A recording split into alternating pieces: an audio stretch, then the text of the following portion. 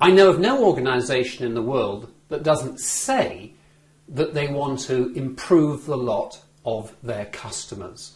But to do this in the 21st century in a way that will differentiate you, to stand out, I think the first step is to spring clean the language.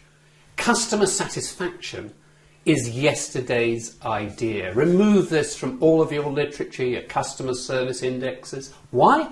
Because customers, you and me, don't use this language. We don't go to a hotel, a restaurant, or deal with a business-to-business supplier and say, I was partially satisfied, I was wholly satisfied, I was 7 out of 10 satisfied.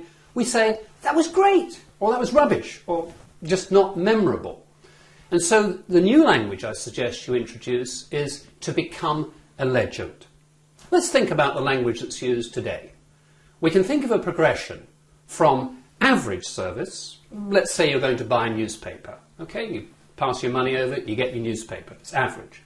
Good, maybe the person smiles at you. Maybe they give you eye contact.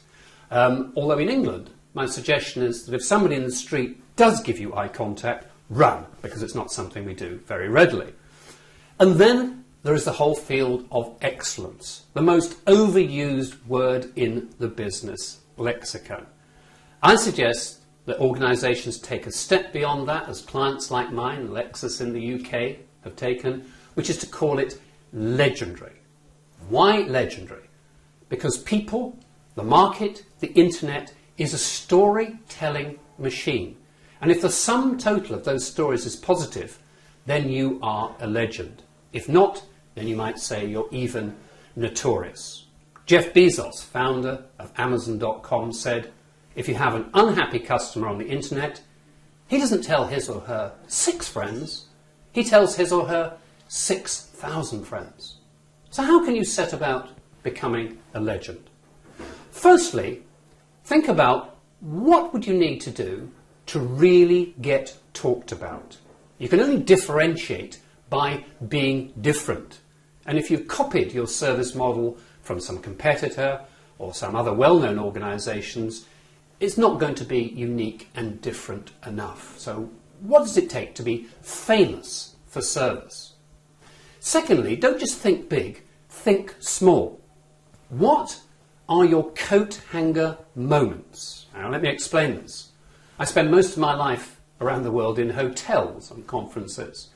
And one of the things that annoys me most about the service is not whether the staff are nicely dressed and there's fancy chandeliers in the foyer, but whether when I check into my room I get a proper coat hanger or one of those devices that you shove your jacket on and it falls on the floor.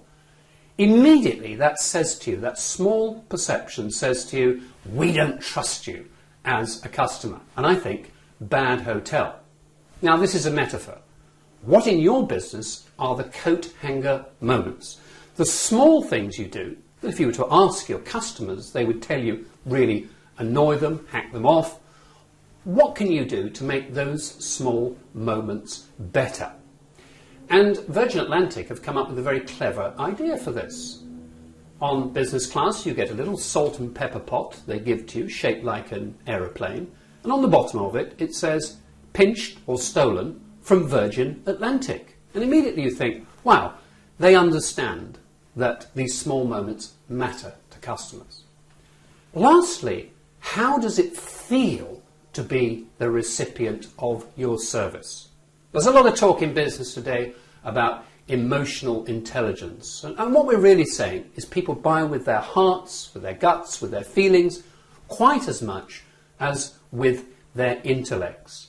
Does everybody in your business, at every touch point with a customer, fully understand this and live this simple point? I wrote a book about this called Batteries Included. There's nothing worse than at Christmas getting a present and it has on it the words, batteries not included. The only words I hate more are some sub-assembly required, because I think, oh, there goes Christmas and the New Year. But think about your people intuitively. Every time they pick up the phone, every time they answer an email, every time they greet a customer, do they have batteries included?